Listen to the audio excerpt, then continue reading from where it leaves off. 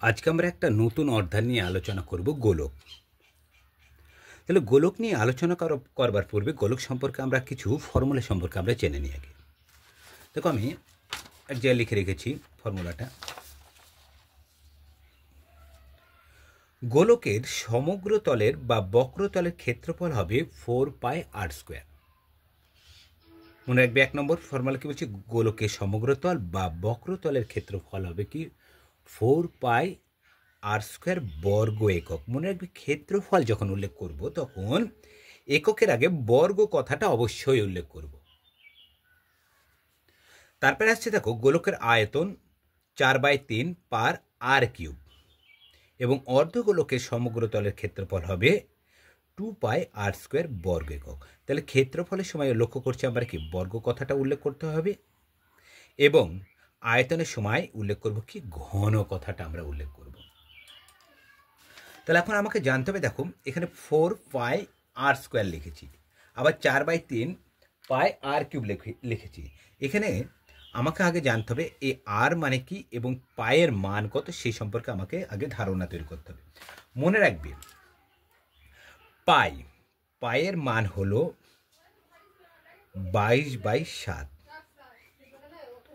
তাহলে পাই মানে কত, যেখানে পাই থাকবে সেখানে আমরা মান বসাতে পারবো কত, 22/7 বসাতে পারবো।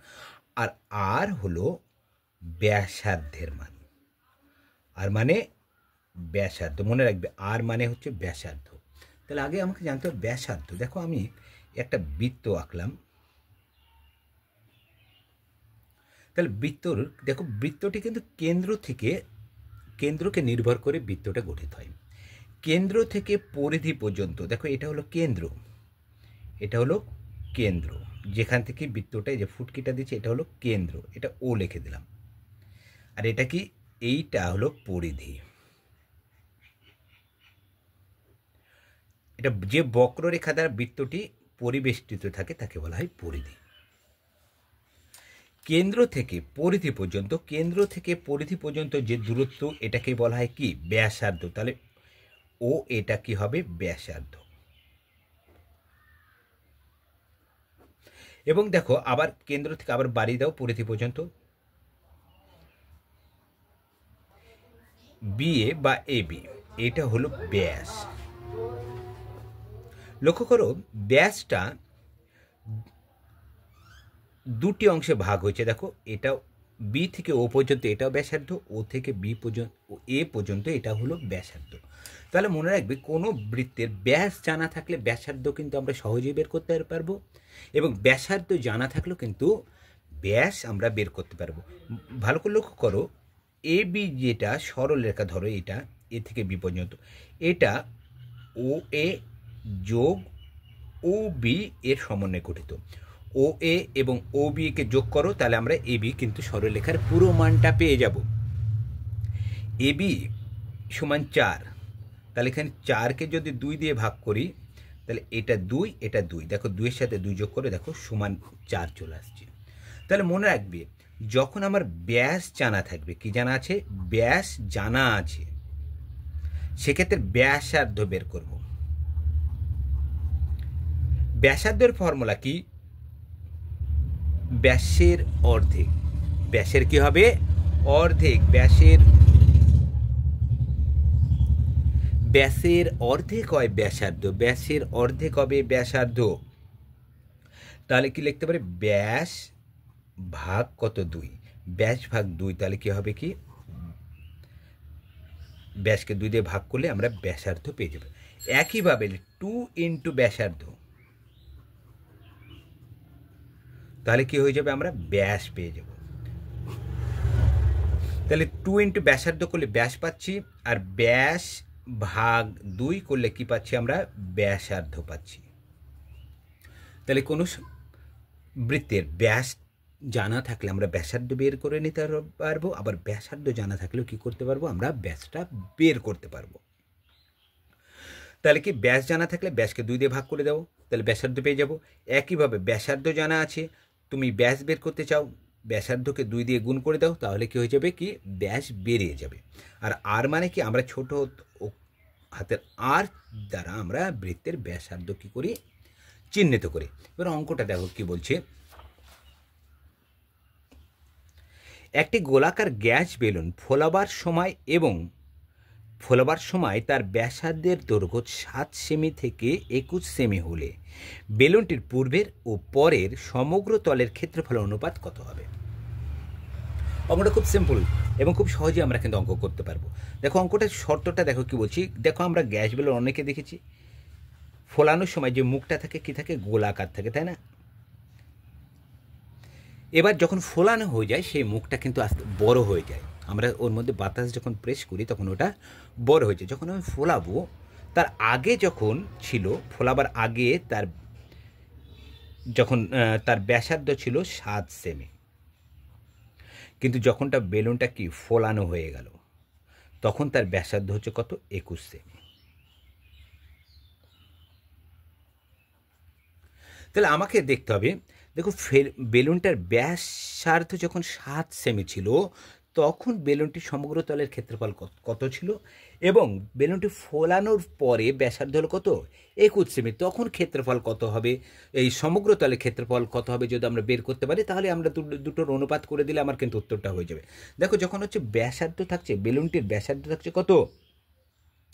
7 সেমি, তখন আমাদের সমগ্র তলের ক্ষেত্রফলটা আগে বের করে নিই।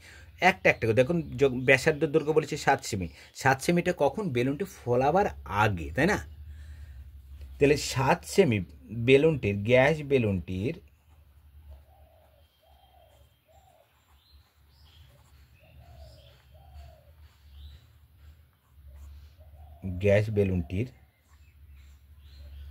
7 সেমি ব্যাসার্ধ হলে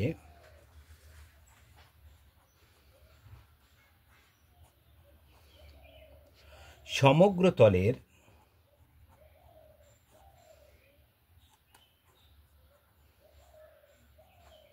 ক্ষেত্রফল হবে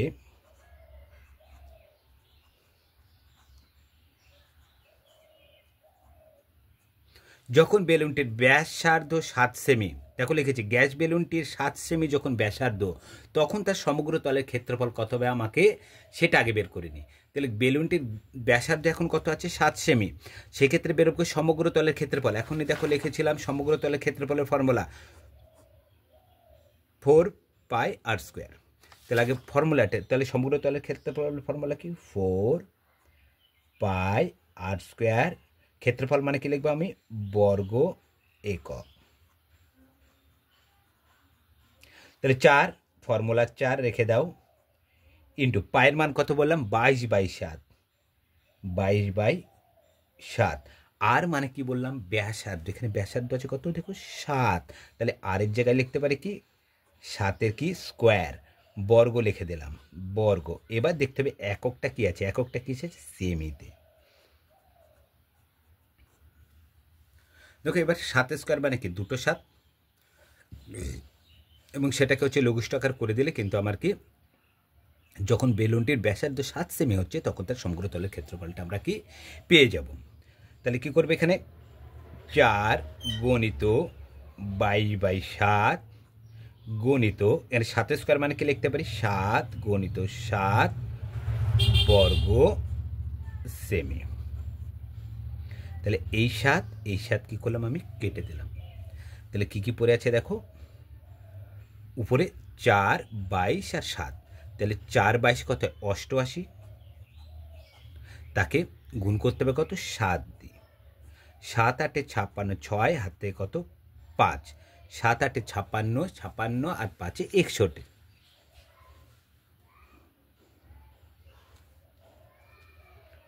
616 বর্গ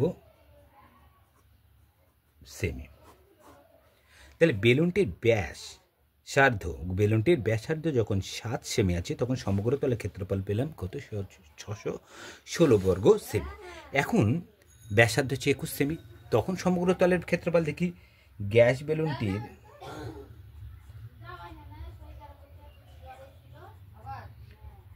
বেলুনটির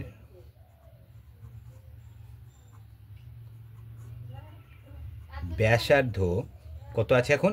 21 সেমি। ব্যাসার্ধ 21 সেমি হলে সমগ্র তলের ক্ষেত্রফল হবে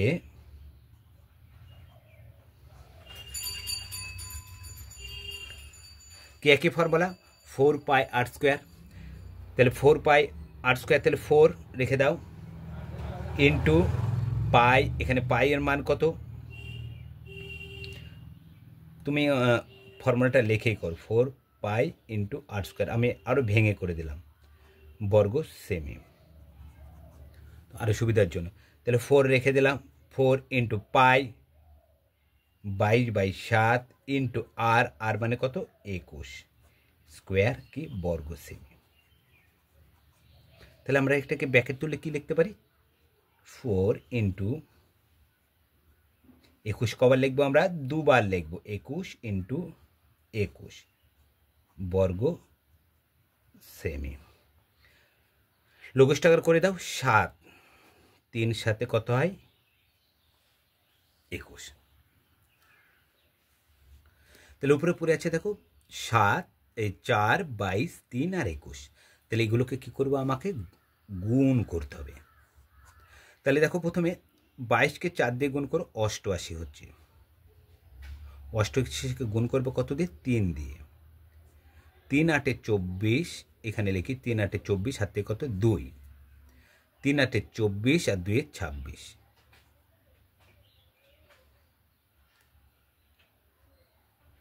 তাহলে 200 কত আসলো 64। এবার আমাকে 264কে কত দিয়ে গুণ করতে হবে, 21 দিয়ে। তাহলে 21 দিয়ে 4 21, 4 4 5 5, 5544 বর্গ সেমি। এবার দেখো লক্ষ্য করো, যখন বেলুনটির ব্যাসার্ধ ছিল কত 7 সেমি, তখন তার ক্ষেত্রফল আসলো কত 616 বর্গ সেমি। এখন ব্যাসার্ধ আসছে কত, এখন যখন ব্যাসার্ধ আসছে 21, ব্যাসার্ধ আসছে কত 21, তাহলে ব্যাসার্ধ যখন 21 আসছে তখন আমার সমগ্র তলের ক্ষেত্রফল বেড়াচ্ছে 5544 বর্গ সেমি। তাহলে দেখো আমরা দুই জায়গাতেই হচ্ছে কি পেয়ে গেলাম, আমরা সমগ্র তলের, বেলুনটি ফোলাবার আগের হচ্ছে সমগ্র তলের পেলাম, আর বেলুনটির পরেও সমগ্র তলের ক্ষেত্রফল পেয়ে গেলাম।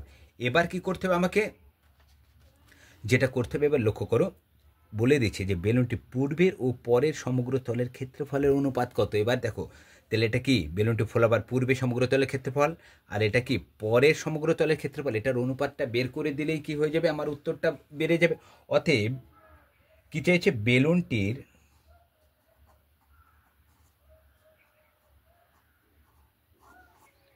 পূর্বের ও পরের সমগ্র তলের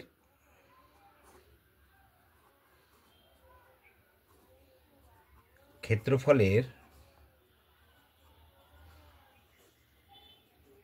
কি চাইছে, অনুপাত হবে। তাহলে পূর্বে কত ছিল 616 ইস্টু অনুপাত 5 5 4 4। দেখো দুটোর অনুপাত এবার বের করে দিলে হবে। তাহলে 616 1 616 9 616তে হয় কত 5 5 5544। তাহলে অনুপাত কত হচ্ছে 1 কত হচ্ছে 9 আসছে।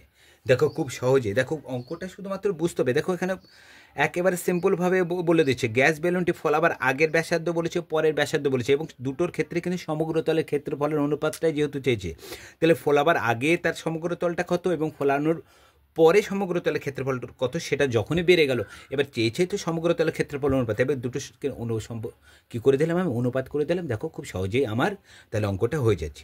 তাহলে গোলক নিয়ে কিন্তু আমরা বেশ কিছু ভিডিও করব, 3-4টে আমরা ভিডিও করব। সেখান এই 3-4টে ভিডিওর মধ্যে তোমাদের হচ্ছে গোলক সম্পর্কে যে ধারণা, সেগুলো তোমরা কিন্তু প্রায় উত্তরগুলো এখান থেকে পেয়ে যাবে। এবং আমি প্রতিদিন যেটা উল্লেখ করছি, আমার যে নতুন একটা চ্যানেল আছে ম্যাথ সাইন,